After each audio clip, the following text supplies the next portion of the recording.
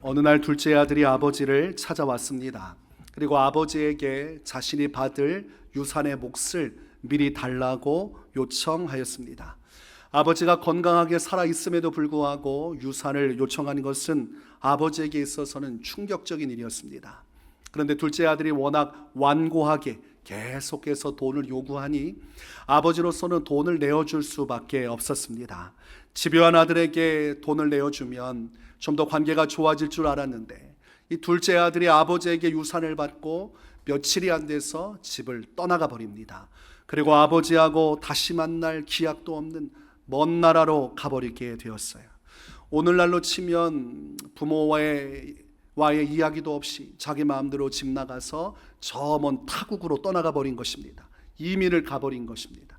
자신에게는 많은 몫의 돈이 있으니까 이 돈만 있으면 아버지의 품을 떠나서 내가 원하는 인생을 마음껏 살 수 있으리라고 생각했습니다. 그래서 다른 나라에서 자리를 잡고 가지고 있는 돈을 가지고 자신이 평소에 하고 싶었던 일대로 마음껏 그 재산을 탕진해서 허랑방탕하게 쓰기 시작합니다.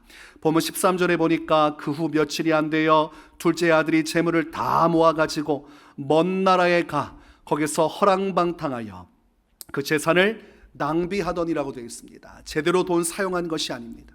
자신의 미래를 위해서 그것을 가지고 도전한 것이 아니라 성경 말씀대로라면 허랑방탕했다고 되어 있어요.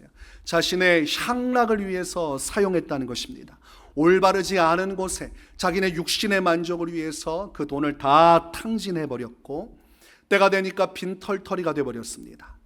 이 돈을 규모 있게 썼어야 하고 목적을 가지고 썼어야 하는데 닥치는 대로 자기가 하고 싶은 것 하다 보니까 어느새 돈을 다 써버렸습니다. 여러분, 로또 맞아서 거금이 들어오면 그 돈 가지고 제대로 살 것 같지만 대부분의 사람들이 얼마 안 있어서 그 돈을 다 탕진한다고 합니다. 목적 없이 마음껏 쓰면 그 돈이 있을 것 같지만 얼마 안 있으면 돈은 다 바닥나게 돼 있어요. 그런데 이 둘째 아들이 그런 경우입니다. 향락을 위해 사치를 부리고 쓰다 보니까 어느덧 잔고가 다 떨어지고 돈이 하나도 없게 됐습니다. 그리고 그때 그 나라에 문제가 생겼는데 바로 흉년이 찾아왔습니다. 나라가 잘 살면 복지도 잘 되죠. 그리고 나라가 돈이 많고 잘 살면 사람들의 인심도 좋아지기 마련입니다. 곳간에서 인심 나는 거 아닙니까? 그런데 둘째 아들이 아무도 연고가 없는 타국에 와서 떵떵거릴 수 있었던 것은 돈이었습니다. 그런데 돈이 다 떨어지고 났고 이미 흉년이 찾아왔기 때문에 도무지 어디 가서 빌붙어서 도움을 요청할 사람조차 없었고 낯선 사람에게 도움을 요청해도 각박한 세상이 됐기 때문에 뭐 하나 얻어먹기 어려운 그런 날이 찾아왔습니다. 겨우 부탁하고 또 부탁해서 돼지를 치는 조건으로 잠자리만 겨우 얻었어요. 그러므로 잠은 잘 수 있는데 먹을 게 없습니다. 그래서 돼지가 먹는 그 쥐엄 열매를 바라볼 때마다 저거라도 먹어야겠다고 해서 손을 대고자 했지만 누구도 그 돼지 먹는 쥐엄 열매도 주지 않았다고 되어 있습니다. 16절에서 그가 돼지 먹는 쥐엄 열매로 배를 채우고자 하되 주는 자가 없는지라 라고 기록하고 있습니다. 이 이야기 속에 둘째 아들은 이제 큰일 났습니다. 돈도 없지, 자신을 도와줄 사람도 없지, 남의 집에 기거해서 잠은 자는데 돼지가 먹는 그 쥐엄 열매조차 얻어먹지 못하게 되었으니 이제 이대로 시간이 흐르면 자신은 굶어 죽게 될 것입니다. 누구 하나 도와줄 수 없는 절대적인 위기의 상황에 처하게 된 것입니다. 이때에 이 둘째 아들에게 떠오른 분이 있어요. 자신의 고향에 있는 아버지. 그리고 아버지의 밑에서 풍족한 양식을 먹고 살아가는 그 많은 품꾼들이 떠올랐습니다. 내가 지금 아들로서는 돌아갈 방도가 없지만 아버지에게 용서받을 수도 없고 아버지는 나를 용납하지도 않겠지만 내가 혹시라도 품꾼의 하나로 돌아간다고 하면 그저 품꾼으로서 나를 아버지께서 받아주시지 않을까? 그런 생각을 하기 시작했어요. 여기 있다가는 곧 죽게 될 텐데 내가 품꾼으로라도 써달라고 아버지한테 간청한다면 혹시 기회가 있지 않을까? 마음속에 소망을 품게 됩니다. 본문 27절에서 19절 말씀에 이에 스스로 돌이켜 이르되 내 아버지에게는 양식이 풍족한 품꾼이 얼마나 많은가. 나는 여기서 주려 죽는구나. 내가 일어나 아버지께 가서 이르기를 아버지 내가 하늘과 아버지께 죄를 지었사오니 지금부터는 하나님 아버지의 아들이라 일컬음을 감당하지 못하겠나이다. 나를 품꾼의 하나로 보소서 하리라 하고, 마음속에는 아들로서는 돌아갈 자격이 없어요. 품꾼으로만 어떻게든 아버지 앞에 용서를 구하고 간청하면 그것 하나는 혹시라도 받아들여주지 않겠는가 생각을 한 것입니다. 둘째 아들이 자기가 지은 죄가 뭔지를 이제 비로소 깨달은 것이죠. 자신이 아버지한테 유산 달라고 할 때 아버지가 얼마나 속상하셨을까. 그리고 그 받은 유산을 가지고 아버지를 배반하고 아버지와 상의도 없이 먼 나라로 떠나가 버린 이 불효자를 얼마나 미워할까. 다시 돌아갈 때 나를 볼 때 얼마나 아버지께서 분노하시고 나를 미워하실까. 그 두려움이 마음속에 앞섰습니다. 그래서 품꾼으로라도 돌아가자. 그래서 20절 말씀을 보니까 이에 일어나서 아버지께로 돌아가니라 라고 되어 있습니다. 둘째 아들이 아버지의 집을 향해 가고 아직도 거리가 꽤 먼 상태였는데 이 둘째 아들을 먼저 아버지가 발견을 하게 됩니다. 집 가까이 온 것도 아닌데 저 멀리서 아버지가 먼저 그를 바라보고 그 앞으로 뛰어나가기 시작을 합니다. 어떻게 약속한 것도 아니고 그날 그렇게 만날 수 있습니까? 그것은 아버지가 항상 아들을 집 밖으로 나가 기다리고 있었기 때문입니다. 이날도 그 다음 날도 계속해서 아들이 집을 떠난 이후부터 아버지는 둘째 아들만을 하염없이 기다렸어요. 그러던 어느 날 거짓골이 돼서 둘째 아들이 이제 집으로 돌아오게 된 것입니다. 이 아버지의 마음속에는 아들을 바라볼 때 너무나 불쌍했어요. 여러분, 나라에 흉년이 들고 돈이 하나도 없어서 돼지가 먹는 쥐염 열매도 얻어먹지 못할 정도면 그의 행색이 어떻겠습니까? 그의 옷의 상태가 어떻겠으며 그 신발이라도 제대로 신고 있었겠습니까? 얼굴도 엉망이 되고 먹지 못해서 바싹 말라버리고 고생의 흔적이 가득하고 옷도 행색이 초라하기 그지없고 그 맨발로 왔을 수도 있는 것이고 아니면 다 얼어붙어서 구멍난 신발 신고 왔을 수도 있어요. 돈이 없으니 겨우 목숨 하나 붙여서 집으로 돌아왔으니 아버지가 볼 때 그 행색이 얼마나 초라했겠습니까? 그 아버지가 너무 불쌍한 거예요. 달려가서 아들을 끌어안고 입을 맞추면서 아들을 마음껏 받아주고자 할 때 문제는 이 둘째 아들입니다. 도저히 아들로서는 아버지를 바라볼 수도 없고 그런 대우를 요청할 수도 없어요. 그래서 21절 말씀에 아들이 이르되 아버지 내가 하늘과 아버지께 죄를 지었사오니 지금부터는 아버지의 아들이라 일컬음을 감당하지 못하겠나이다. 아버지, 제가 면이 안 서고 아버지 얼굴 보기 너무 부끄럽습니다. 저를 아들로 대우하지 마시고 그저 품꾼의 하나로만 제발 받아주십시오. 그런데 아버지는 그렇게 하지 않아요. 아버지는 아들에게 옷을 내어주고 가락지를 끼워주고 그에게 신을 신겨줍니다. 22절 말씀에 아버지는 종들에게 이르되 제일 좋은 옷을 내어다가 입히고 손에 가락지를 끼우고 발에 신을 신기라, 그 종들에게 명령을 해요. 둘째 아들이 아무리 품꾼으로 받아다라고 했지만 그래도 아들은 아들인 것이, 집 나간 아들이 거짓골이 돼서 왔지만 정말 미운 짓, 말도 못한 짓을 아버지한테 행했지만 아버지에게 여전히 사랑하는 아들이었습니다. 여러분, 종으로 품꾼으로 받아준다면 절대로 제일 좋은 옷을 입힐 리가 없습니다. 그것은 자녀에게 입혀야지 종에게 줄 수 있는 것은 아니에요. 자녀라고 여겼기 때문에 귀한 가락지를 끼워주고 발에 신발도 신겨준 것입니다. 그러므로 아들로 극진히 영접하고 받아들여주는 아버지의 모습을 확인할 수가 있어요. 아버지가 너무나 기쁘니까 그때부터 잔치를 열기 시작을 합니다. 23절에서 그리고 살찐 송아지를 끌어다가 잡으라, 우리가 먹고 즐기자. 그리고 이어진 24절에서 이 내 아들은 죽었다가 다시 살아났으며 내가 잃었다가 다시 얻었노라 하니 그들이 즐거워하더라 라고 되어 있습니다. 아버지도 즐거워했고 여기서 그들이라고 하는 것은 종들입니다. 품꾼들이에요. 그들 모두가 둘째 아들이 돌아왔다는 사실, 죽은 줄만 알았던 행방불명됐던 둘째 아들이 거짓골이지만 목숨 붙여서 돌아왔다는 것에 기뻐하고 즐거워하고 있습니다. 여러분, 잔치가 벌어졌는데 이 잔치의 주인공은 누굽니까? 둘째 아들이죠. 지금 잔치는 둘째 아들이 돌아온 것을 기념해서 벌어지고 있는 것입니다. 이 잔치를 베푼 아버지는, 그것은 비유의 말씀이기에 무언가 나타내고 있는 대상이 있어요. 이 둘째 아들에게 배신당했지만 돌아왔고 자신의 잘못을 뉘우치는 둘째 아들을 받아준 이 아버지가 바로 하늘에 계신 하나님 아버지입니다.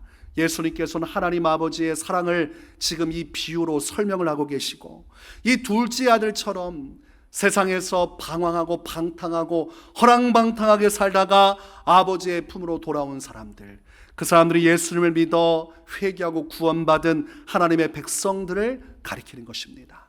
우리가 성경 말씀을 보면 성경에서 구원의 순서를 정해놓고 있습니다. 구원의 첫 번째는 유대인이고 두 번째는 이방인들입니다. 우리가 성경적 관점에서 보면 우리는 유대인이 아니고 이방인들입니다. 그래서 여러분, 성경 말씀의 반은 구약이고 반은 신약인데, 구약 시대의 말씀을 보면 이스라엘 백성들에 대한 기록이 남아 있습니다.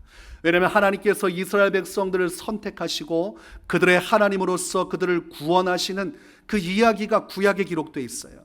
그런데 신약 시대에 와서 예수님께서 십자가에서 죽으시고 부활하심으로 유대인에게만 흘렀던 구원의 경로가 이제는 예수님의 십자가 보혈을 통해서 온 이방인들, 전 세계 모든 민족이 예수님으로 말미암아 구원받을 수 있는 구원의 길이 활짝 열려지게 되었습니다. 그래서 구원의 시작점은 유대인이었겠지만 이제는 이방인된 우리에게까지도 복음의 역사가 이루어지게 되었고, 유대인들이 복음을 다 믿었으면 좋았겠지만 예수님 당시에 수많은 유대인들이 예수님을 구주로 받아들이지 않았어요.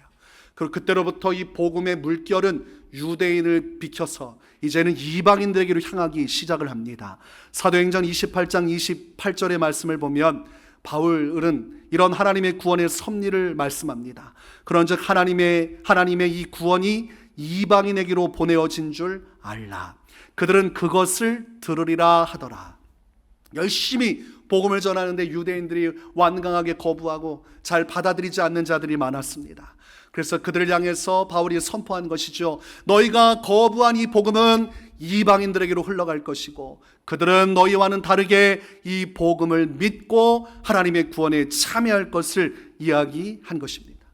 오늘날 이 구약시대부터 시작된, 이스라엘 민족으로부터 시작된 하나님의 구원의 경로는 예수 그리스도의 십자가 보혈과 또 초대교회적 역사를 통해서 수없는 교회 시대를 통해 오늘날 말세 시대 우리에게로 전해졌고, 오늘날 누구라도 어떠한 죄인이라도 예수님 믿고 회개하여 하나님 아버지께로 돌아오면 이 둘째 아들과 같이 허랑방탕한 인생 살았다 할지라도 하나님은 그의 모든 죄를 용서하시고 덮어주시고 그를 끌어안아 주시는 것입니다. 하나님의 자녀로 뜨겁게 영접하시고 하나님께서 그를 끌어안아 주신다는 것이죠. 베드로전서 4장 8절에서 무엇보다도 뜨겁게 서로 사랑할지니 사랑은 허다한 죄를 덮느니라고 되어 있어요. 여러분, 부모로서 살아가면서 자식의 죄를 들추며 삽니까? 아니면 어떻게든 덮어주며 삽니까? 자식이 나가서 범죄 일으키면 여러분 그것을 크게, 그것을 확대해서 사람들에게 알리는 편을 택합니까? 어떻게든 자식을 살리기 위해서 이 문제를 빨리 해결하고 덮는 편을 택합니까? 사랑하면 덮을 수밖에 없어요. 사랑하면 끌어안을 수밖에 없어요. 하나님께서도 이 비유 속에 나오는 아버지와 같아서 사랑의 하나님이시라 죄인들을 그대로 내버려두면 죽을 수밖에 없으므로 죄를 징치하는 것이 목적이 아니라 죄인들이 회개하고 하나님 품에서 그 모든 죄가 덮어지기를 바라는 것이 하나님 아버지의 마음입니다. 그래서 어떠한 죄인이든 둘째 아들처럼 하나님 아버지의 품을 떠나 세상에서 수많은 죄를 짓고 어떤 허랑방탕한 인생을 살았어도 하나님 아버지께 돌아와 회개하면 예수 그리스도의 십자가 보혈로 나의 모든 죄를 용서받기를 간구하면 하나님은 어떠한 죄라도 다 용서하시고 받아주시는 것입니다. 골로새서 1장 14절 그 아들 안의 소리가 속량 곧 죄사함을 얻었도다 라고 말씀하고 있어요. 사람들은 죄의 경중에 따라서 영접해 주기도 하고 배척하기도 합니다. 자기가 수용할 수 있는 죄는 용서해 줘요. 그러나 수용할 수 있는 것을 넘어선 범죄 혐의가 있는 사람들, 도저히 받아들이기 어려운 상처를 준 사람들은 절대로 용서하지 않습니다. 특별히 살인사건 벌어지면 용서할 수가 없어요. 피해자 측 입장, 유족 측 입장에서는 이 모든 원수를 갚고 싶은 마음뿐입니다. 그게 사람의 한계일 수밖에 없습니다. 그러나 하나님은 어떠한 죄를 짓더라도, 어떠한 세상 가운데 말도 못할 죄를 지어도 그분만은 다 용서해 주십니다. 그래서 죄인들이 피할 도피처는 하나님밖에 없어요. 이 세상에서는 아무리 위대한 사람이라도 나를 온전히 다 받아들여 줄 수 없습니다. 그래서 인생이 외롭고 고독하고 사람 의지하다가 수없이 상처를 받는 거예요. 너만은 나를 이해해 줄 거라 여겼는데 부부간에도 이해가 안 되고 부모 자식 간에도 이해가 안 되는 일들이 너무나 많습니다. 그러나 하나님은 다릅니다. 하나님 앞에 돌아와 하나님을 찾으면 하나님은 어떠한 죄도 다 용서해 주시고 어떠한 죄인도 하나님의 자녀로 받아주셔 주시는 것입니다. 요한복음 1장 12절 영접하는 자 곧 그 이름을 믿는 자들에게는 하나님의 자녀가 되는 권세를 주셨으니 어떠한 죄인이었든 과거에 어떠한 손가락질을 당하고 나도 나 자신을 용납할 수 없는 정말 못된 인생 살았어도 하나님께 나와 회개하고 주님을 바라보면 주님은 그의 죄를 사하여 주시고 그를 받아들여 주신다는 것입니다. 성경은 그래서 하나님을 사랑의 하나님 이렇게 말하고 요한일서에서는 하나님은 사랑이시라고 말씀합니다. 나를 있는 그대로 다 받아들여 줄 수 있는 분 하나님밖에 없어요. 오늘날도 지금 수많은 둘째 아들이 있습니다.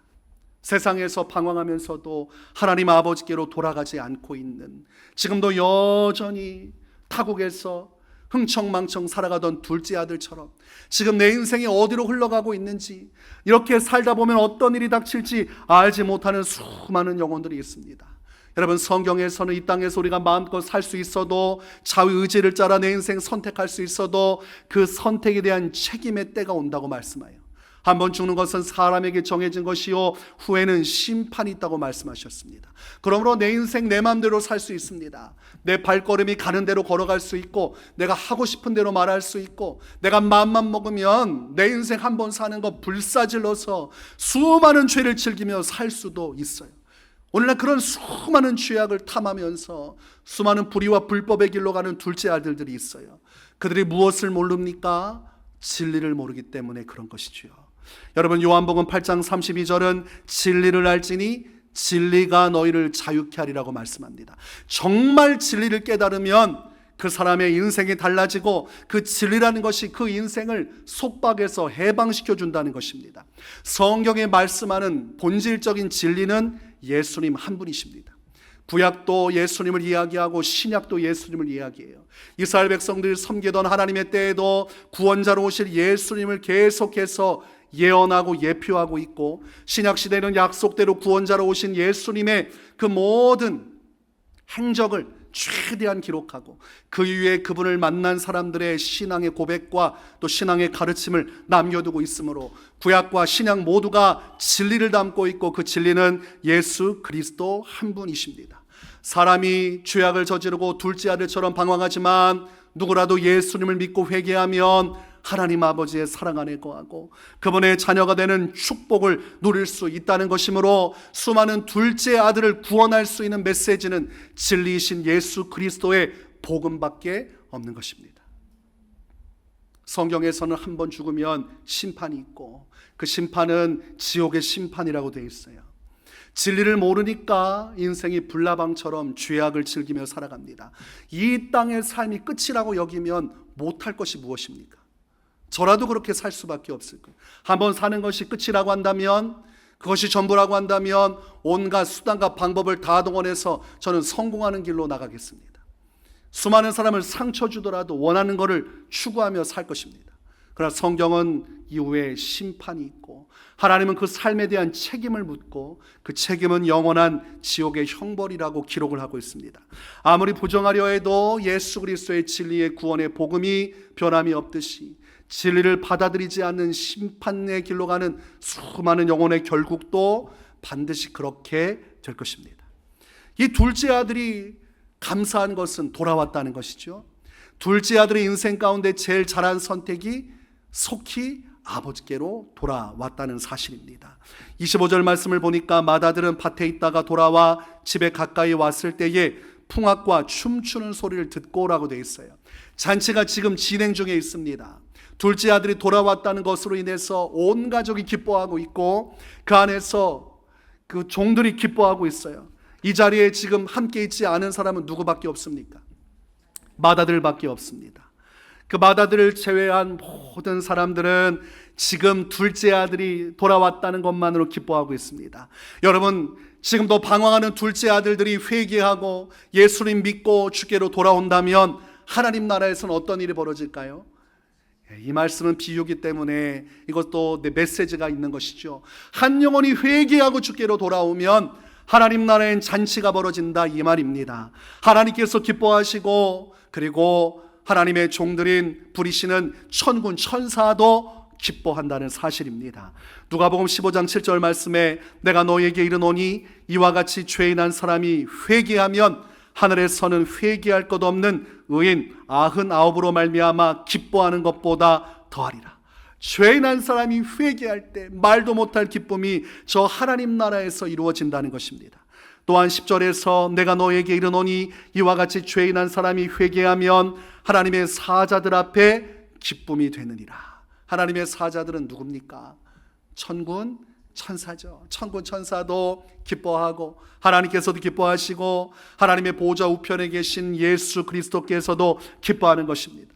이 기쁨이 천상에서 찬양 소리와 함께 울려 퍼지고 하나님의 영광이 빛나는 것, 이 땅에서 둘째 아들과 같은 죄인이 돌아올 때 그런 일이 벌어지는 것이죠. 그래서 교회가 복음을 전하고 영혼들을 주께로 인도하는 이유는 이렇게까지 하나님께서 기뻐하시는 일이기 때문입니다. 그 한 영혼이 돌아와 아버지의 품에 안기는 것이야말로 하나님을 가장 기쁘게 하는 것이기에 하나님의 교회는 영혼 구원에 초점을 맞추고 하나님의 복음을 전해서 수많은 둘째 아들들을 아버지의 품으로 인도하는 일에 전심을 다하는 것이 합당한 것입니다. 얼마나 귀한 복음의 사역입니까? 그런데 여러분, 오늘 이야기에서 첫째 아들이 밭에서 하루 종일 일하다가 돌아왔어요. 돌아보니까 흥겨운 소리가 들려요. 풍악 소리가 들리고 그리고 춤추는 소리가 들립니다. 지금까지 한 번도 집안에서 이런 풍악 소리와 춤추는 소리가 들린 적이 없어요. 그래서 이 맏아들이 오고 나서 눈이 휘둥그레져 가지고 놀라고 말았습니다. 그래서 종을 통해서 들어보니까 죽은 줄 알았던 둘째 아들 그 도련님께서 돌아오셔서 지금 주인께서 잔치를 열었습니다. 이제 속히 오셔서 함께 잔치에 참여하시지요. 이런 말을 들었습니다. 그런데 첫째 아들은 기쁘지 않았습니다. 하나도 기쁘지 않았어요. 마음속에 분노가 휩싸이기 시작을 합니다. 아니, 가족이라면 어떻게 그럴 수 있는가 싶지만 둘째 아들이 아버지에게 항변하는 내용을 들으면 무슨 이야기인지 이해가 돼요. 29절과 30절에는 이 첫째 아들이 왜 분노했는지를 기록을 하고 있습니다.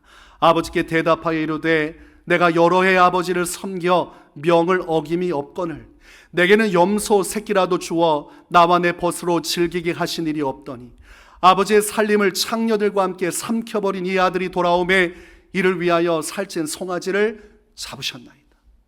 아버지, 지금까지 제가 아버지 앞에서 얼마나 열심히 일했습니까? 아버지의 명을 따라서 밭에서 얼마나 제가 고생했습니까? 지금까지 아버지의 명을 따라서 고생한 사람은 나인데 나를 위해서는 친구들하고 같이 먹으라고 염소 새끼 한 마리 잡아준 적도 없으시면서 저 허랑방탕에서 장녀들과 놀아나고 아버지의 유산 다 탕진하고 한 둘째 아들이 돌아왔다고 이렇게 큰 잔치를 벌이시는 게 말이 됩니까? 어떻게 저한테 이러실 수 있습니까?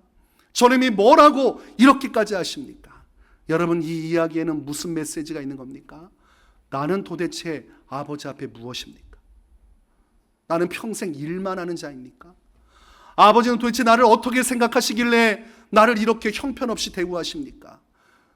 이런 불만과 이런 분노가 폭주하는 것이죠. 여러분, 우리가 먼저 예수 그리스도를 믿었어요.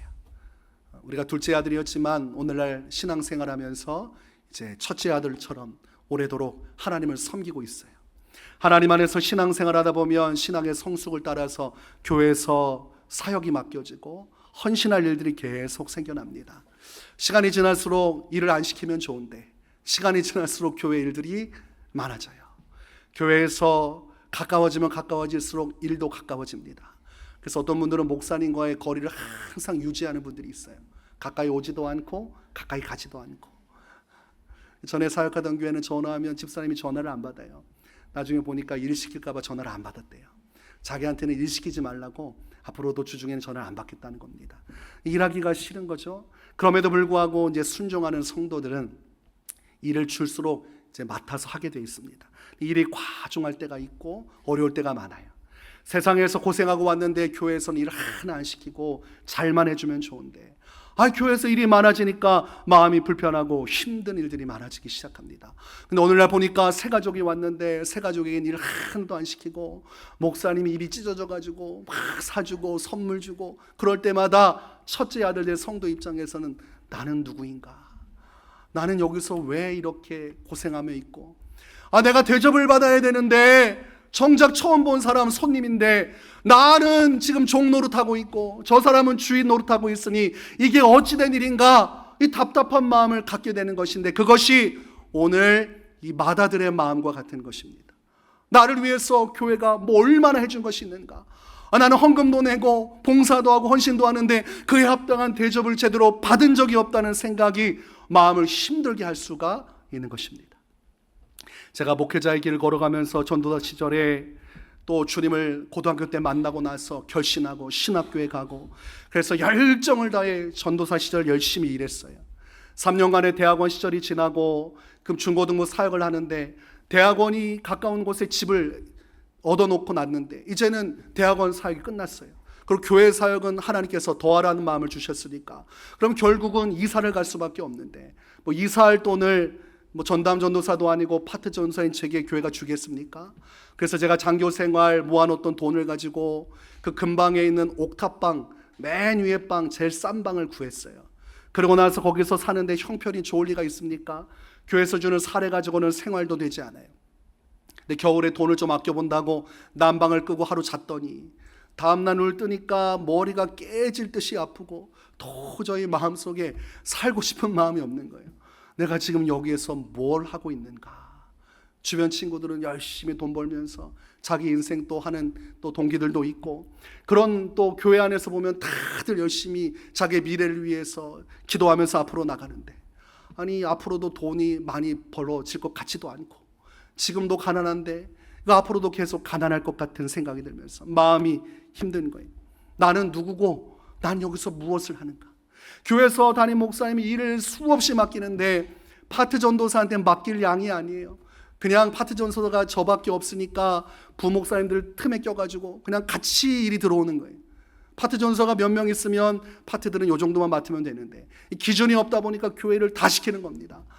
너무 바쁘고 힘든데 그렇다고 칭찬해 주는 사람이 있습니까? 누가 격려해 주는 사람이 있습니까? 교회 사역 끝나고 그 모든 후폭풍은 내가 다 감당하는데, 내가 먼저 예수님 만나고 내가 먼저 하나님 앞에서 결신하고 왔지만 그 순간 마음이 너무 괴로운 것이, 개척교회 성도로서 사는 것도 똑같죠.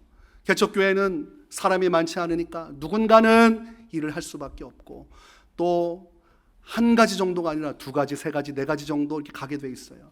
그래서 이것 부르면 네 하고 가야 되고, 저것 부르면 네 하고 가야 되고, 이것 부르면 또 내고 가야 돼요. 그래서 세 개, 네 개 막 맡아서 하게 되고, 그럴 때마다 좋을 땐 좋지만 여러분 회사 일 바쁘고 가정적으로 또 부부간에 갈등이 있을 때 교회 와가지고 조금 쉬고 싶고 편안히 있고 싶은데 계속해서 일이 끊이지 않으니 얼마나 힘들고 답답하니까, 나를 위해서 염소 새끼 한 마리 잡아주지 않는 교회의 상황을 보면서 마음속에는 적절한 대우를 받지 못한다고 생각될 수 있어요.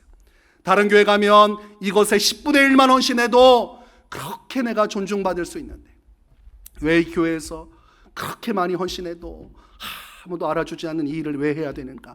그런 답답한 마음이 올 수 있어요. 그런 마음으로 지금 첫째 아들이 아버지한테 항변하는 겁니다. 나는 누굽니까? 저 둘째 아들은 제 멋대로 살다가 왔다고 잔치를 벌이는데 나를 위해 뭘 해준 게 있습니까? 이렇게 따져 묻는 것이죠. 그때 아버지께서, 이 비유 속의 아버지가 31절과 32절에 이렇게 말을 합니다. 예, 너는 항상 나와 함께 있으니 내 것이 다 내 것이로되, 이 내 동생은 죽었다가 살아났으며 내가 잃었다가 얻었기로 우리가 즐거워하고 기뻐하는 것이 마땅하니라. 여러분 31절 말씀은 첫째 아들이 보면 좋고 32절 말씀은 둘째 아들이 보면 좋습니다. 방황하다가 예수 믿고 구원받은 길에 오는 자들은 32절, 나라는 존재가 이렇게 소중한 존재구나, 하나님께서 이렇게 나를 기뻐하시는구나, 하나님이 나를 사랑하시는구나. 그리고 먼저 예수님 믿고 먼저 고생하고 있는 성도들은 31절 말씀을 봐야 돼요. 너는 항상 나와 함께 있으니 내 것이다, 내 것이다. 내 것이 다 내 것이라는 것은 신뢰가 담겨져 있는 것이, 내가 너를 믿으니까 그 일을 맡긴 것이고, 그 모든 수고는 여기서 헛되게 끝나지 않고 내 것이다, 내 것이라는 말씀처럼 저 영원한 천국의 유업과 상급이 다 내 것이로다, 이 약속의 말씀을 들려주고 있는 것입니다. 여러분, 예수님 먼저 믿어서 고생하고 그리고 희생하고 헌신하는 것 헛된 것 아닙니다. 요한계시록 22장 12절에서 보라, 내가 속히 오리니 내가 줄 상이 내게 있어 각 사람에게 그가 행한 대로 갚아주리라고 말씀하셨습니다. 천국에서 받을 유업과 상급은 똑같지 않다는 메시지입니다. 이 땅에서 먼저 예수님 믿고 더 헌신할수록 저 영원한 하나님 나라에서 받을 유업과 상급이 더 크다는 것을 예수님은 직접적으로 약속을 하고 있고, 재림의 메시지와 함께 하나님 주실 저 영원한 유업과 상급에 대한 메시지는 성경에서 계속해서 기록하고 있는 약속의 말씀입니다. 약속대로 예수님께서 구주로 오시고 십자가에서 죽으시고 부활하사 온 인류의 구원의 일을 이루셨다면 재림의 약속대로 공중으로 예수님 오실 것이고, 그날에 이 땅에서 첫째 아들처럼 밭가는 인생, 하나님의 교회를 위해 몸 부서져라 헌신한 인생은 그 심은 대로 거두게 하시는 하나님의 놀라운 유업을 이어받고 상급을 받는 그날이 다가올 것입니다. 여러분, 첫째 아들이 굉장히 둘째 아들을 볼 때 별것 없어 보이지만 이 간극은 둘째 아들이 넘어서기가 어려운 것이, 둘째 아들이 허랑방탕할 때 첫째 아들은 하늘의 상급을 쌓아두었어요. 우리가 이 땅에서 뒤늦게라도 예수님 믿는 건 축복이지만 더 큰 축복은 더 먼저 예수님 믿어서 나의 짧은 인생 더 열심히 천국의 상과 영광을 준비한 자가 더 큰 축복이라 할 수가 있겠습니다. 둘째 아들이 첫째 아들 이기려면 그 배로 더 열심히 신앙생활해야 돼요. 물론 이것이 역전되는 경우도 있지만 똑같이 신앙생활하면 뒤늦게 예수님 믿은 둘째 아들은 첫째 아들을 도저히 따라갈 수가 없어요. 그래서 이것이 첫째 아들과 둘째 아들의 갭 차이입니다. 둘째 아들은 돌아올 때는 경황이 없으니까 아버지께 회개하고 아버지 만나는 거 좋지만 정말 하나님 아버지의 은혜를 받고 나면 첫째 아들을 부러워합니다. 그래서 뒤늦게 예수 믿은 사람들의 공통적인 특징이 뭐냐면, 내가 젊었을 때 예수님 믿었더라면 좋았을 것을, 내가 세상 재물과 욕심과 영광 따라 살다가 뒤늦게 왔는데 지금 주님의 일을 하기엔 너무 나이가 많이 들었고 지금 열심히 한다고 해도 먼저 예수님 믿은 사람보다 더 하나님을 섬길 수 없다는 그 한계, 이 둘째 아들은 그 한계를 가지고 살아야 돼요. 근데 첫째 아들은 고생한 만큼 더 많은 주님의 영원한 축복이 예정돼 있는 것입니다.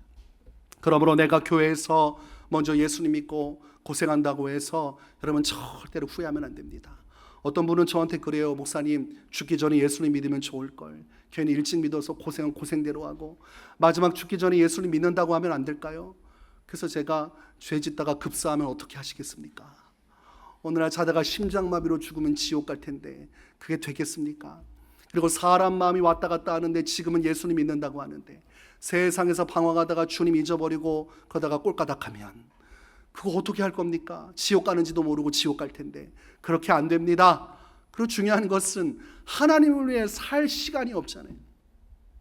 여러분, 암 말기에 예수님 믿고 구원받는 건 귀한 일이에요. 세상에서 방황하다가 둘째 아들처럼 예수님 만난 건 축복입니다. 천국 갈 수 있는 은혜를 입었으니 얼마나 축복입니까?